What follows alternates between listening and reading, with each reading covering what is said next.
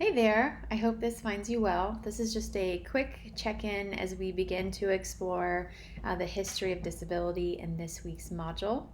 I'd like for you to quickly review the models of disability prior to diving into this week's content, specifically the medical model of disability, where, as you recall, we place the onus on the individual, on the person, to change, to fit in, to adapt, to be cured, to be fixed, to be treated to fit into society.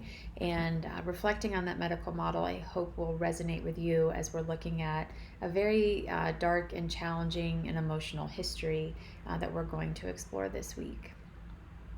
You should know going into this that the content is really difficult to watch and to listen to and to read. I recommend splitting it up throughout the week. It's also important to know that you'll be engaging with more media this week, and so you have the PowerPoint to review and a reading, but then you'll be listening to a podcast on the Buck v. Bell case, Emma, Carrie, and Vivian, that looks at sterilization as a part of eugenics, and then you'll be watching two documentaries. And so review the PowerPoint first, where you'll learn a little bit more about eugenics.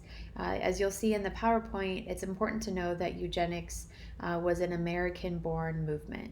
And so concisely put, eugenics is sort of the quest for a more, quote, perfect race, where scientists look for the best traits, what they deem would be the best traits in the human race, and they institutionalize individuals, sterilize individuals, and then, as you'll see during Nazi Germany, even go as far as to, quote, mercy kill individuals. It's a very, very awful history, and one that has even recent roots. And so into the 2000s, prison systems in California were even sterilizing female inmates.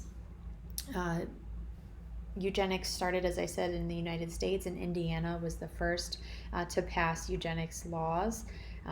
They were previously called ugly laws. Indiana had what they called better baby contests, but 30 states followed the state of Indiana by passing these eugenics laws where people could be forcibly sterilized.